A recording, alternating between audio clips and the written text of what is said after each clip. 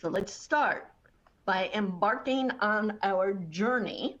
And first, we're going to review the basic long put strategy.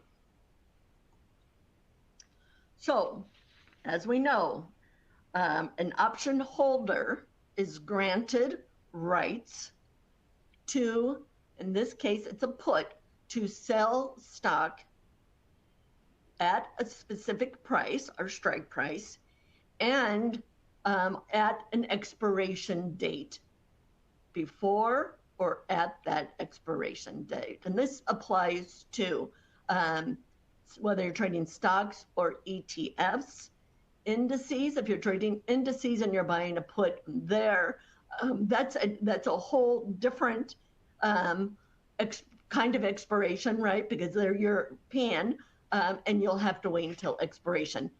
But that being said, all options you can sell out of them. If you were long this put, you could get out of that position at any point, anytime before expiration.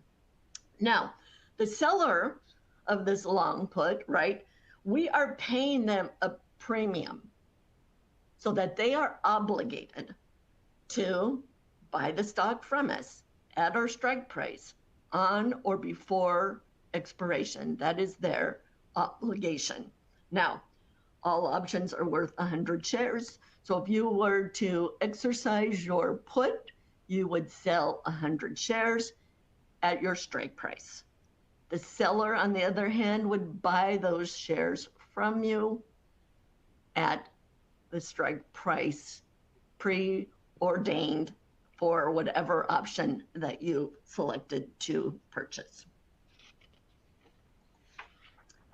So motivation. So a long holder of a put is anticipating, right? And this is, if you're speculating, you are anticipating that the stock will go down. That's typically why people buy puts, right? They think the stock is going to go down and they're bearish.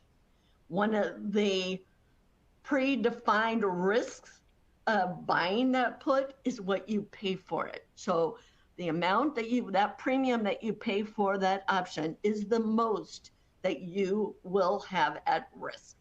That's the most you can lose. Now, of course, you got to figure out what your break-even point and all that is. But when you're trading, when you're buying a call or a put, it's predefined risk, and that risk is what you paid for that option. Now, if you're buying a put, you can speculate, or you can buy a put, which is what we're going to get into, for hedging or protecting your portfolio.